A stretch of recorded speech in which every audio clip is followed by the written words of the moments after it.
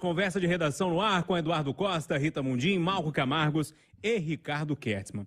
Eu até queria continuar no papo que a gente estava no intervalo aqui sobre música, falando de Tim Maia, Eduardo cantando e tal, mas, Eduardo Costa, precisamos falar do debate de ontem, que foi o último debate antes, então, do voto no domingo. Eduardo é nosso timoneiro, eu costumo começar com ele, mas hoje, Eduardo, vou pedir licença para começar com o Ricardo Kertzmann, que ele gosta muito de debate.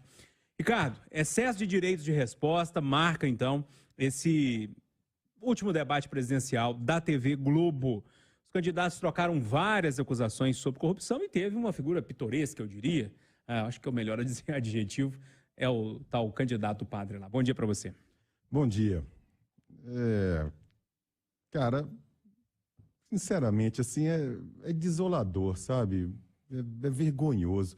Dá até vontade de ficar calado aqui, sabe? Fazer um minuto de silêncio pelo Brasil. Porque se alguém que assistiu aquele circo dos horrores ainda consegue ter a mínima esperança de melhora no país, é porque é um otimista inigualável. Ou então um doido, né? Porque tem de tudo. Olha, Júnior, o voto é livre, cara. O voto é legítimo. Qualquer um pode votar em quem quiser. Qualquer um pode votar, ir lá votar no presidente Bolsonaro, mas, na boa, não dá para negar quem é o Bolsonaro. Qualquer um pode votar no presidente Lula também, mas negar quem é o Lula, não dá. E sabe, a diferença dos dois, eu estou falando dos dois porque são os dois favoritos, negar que quase não há diferença deles para aquele padreco de Araque maluco que tem lá, porque a diferença talvez seja o tamanho político, porque o conteúdo é exatamente o mesmo. Júnior, assim, eu não quero falar mais nada não, sabe? Só quero pedir, eu quero encerrar aqui pedindo que ao menos para as pessoas, ao menos tentem não se matar nas ruas no domingo, não façam como aqueles vândalos lá das torcidas do Cruzeiro e do Palmeiras, até porque a diferença hoje em dia entre política e torcida organizada, com esses candidatos aí fomentando o ódio, a baixaria, a diferença é muito pouca. Como muito bem disse ali fora, né, o nosso excelente querido amigo Fabiano Frade, falando sobre a decisão do TSE, que proibiu, né, celular e armas, ele disse assim, quando se proíbe na mesma frase, né, na mesma frase de uma lei, armas e celulares, é prova de que o país não deu certo. Bom voto para todo mundo. Eduardo, pelo jeito eu estava enganado, o Ricardo não gosta tanto assim de debate, não.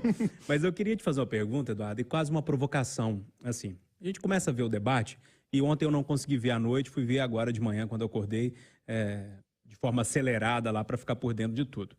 E eu fiquei pensando, sei lá em Passatempo, lá em Inácia de Carvalho, o cidadão comum, aquela pessoa que vai acordar ali 5 horas da manhã, 6 horas da manhã para trabalhar e já trabalhou o dia inteiro, pegou ônibus, enfim, aquele cidadão comum mesmo.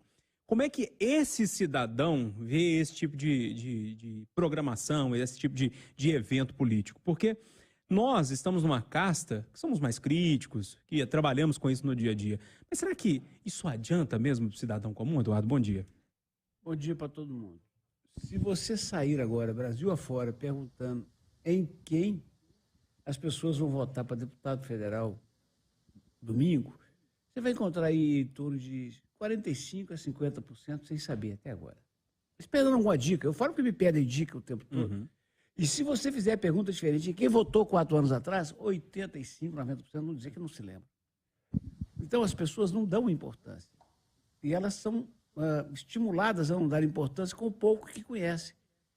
Porque eu queria pensar diferente do Kertzmann, mas, francamente, quando vejo o nível dos debates, quando eu vejo o Lula com aquela capacidade de oratória e de convencimento que ele tem, de mentir, se deixar pilhar pelo padre Kelmo, eu falo assim, gente, nós estamos perdidos. Sabe? Uma candidata chama o outro de padre de festa junina. Sabe? Não tem perspectiva de coisa boa, não tem. Eu insisto em que a Simone Tebet foi melhor no primeiro, foi melhor no segundo, embora não tenha a menor chance de ganhar. Eu resumiria o meu sentimento em relação ao debate de ontem com 2 coisas que vieram para mim no Zap Zap. A coisa de uns 10 dias, que eu estava bem assim, igual estou hoje, igual o Kertzmann, eu estava bem desanimado com o futuro, cheguei um zap para mim dizendo o seguinte, você pode gostar do Lula, porque você continua meu amigo, Você pode votar no Bolsonaro, continua, meu amigo, só não pode deixar de gostar de torresmo. Isso me animou.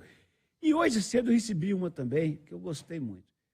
Foi tanto pedido de direito de resposta, mas tanto pedido de direito de resposta, que agora cedo o cantor e compositor Jorge Aragão pediu direito de resposta para dizer que parece, mas não é irmão gêmeo do Padre Kelmo. Salcedo faz a gente rir na hora dessa. Ô Rita Mundim, como é que você viu o debate de ontem? Bom dia para você. Bom dia, Júnior. Bom dia a todos. Olha, o debate de ontem é um retrato da evolução da nossa jovem democracia. Nós ainda estamos no purgatório pela qualidade dos políticos que nos representam ou que querem nos representar. Então, nós tivemos uma transição, né, lá na saída da ditadura para o regime democrático. Aí veio um Sarney, depois veio aquele sopro de liberalismo com Fernando Henrique Cardoso, e em seguida veio o governo petista, que levou o Brasil à maior crise econômica da sua história. Então, tudo que eu acho, que eu vejo, falta contextualização, inclusive na fala dos próprios candidatos. E o que nós temos? Nós saímos da maior crise econômica, entramos numa pandemia, né, uma guerra sanitária e depois na Terceira Guerra Mundial, que está em curso. Os mercados estão precificando uma guerra. E, sob o ponto de vista da democracia, sob o ponto de vista da economia, nos últimos anos, o Brasil está performando muito bem, né? Apesar da polarização política, o país está pacificado. A gente não vê movimentos na rua, invasões de terra. Então, a gente tem que olhar a qualidade daqueles que estavam lá tentando convencer a nós sobre o nosso voto. Acho que a Simone Tebet saiu muito bem, o Felipe Dávila também se saiu muito bem, a Soraya, ela estava ali com faca, com sangue nos olhos, né, querendo atirar, querendo aparecer, dada a pequenez dela. E o que sobrou desse debate, eu acho que também vai ser um grande debate sobre como devem ser os debates, como devem ser as pesquisas eleitorais. Porque esses candidatos que representam traço roubaram a cena, a Soraya e o padre. E aqueles que se saíram melhor não puderam dialogar propostas. E acho que o presidente Jair Bolsonaro se saiu bem, não se deixou, não caiu, né, na tentação das provocações. O ex-presidente Lula ficou muito nervoso com o padre Kelman e na hora que a gente espremer aquilo ali, se tirar o caldo, não será o suco que nós gostaríamos de tomar, mas é o que o Brasil nos oferece até aqui, por tudo que vem acontecendo estruturalmente desde o processo de redemocratização. Então, houve uma mudança recente de modelo e existe um grupo político que nos trouxe da redemocratização até a maior crise econômica, 2015-2016, querendo voltar e querendo convencer os brasileiros que eles foram a melhor opção para o Brasil, que quebrou em 2016. E existe um outro, o Jair Bolsonaro, representando a novidade da tentativa de implementação de um modelo liberal, onde o Estado perde o protagonismo, os políticos perdem a força política de aparelhar o Estado e mandar na economia, e a iniciativa privada passa a protagonizar o crescimento econômico.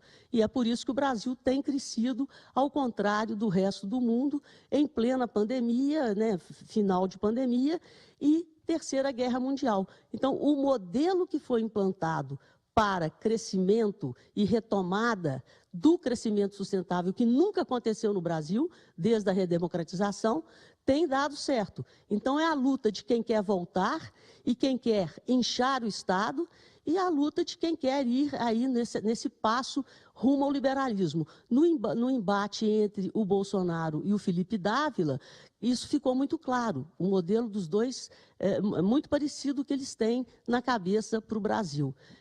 No passo que os outros é mais do mesmo. A própria Simone Tebet admitiu a corrupção do partido dela, juntamente com o governo Lula na Petrobras.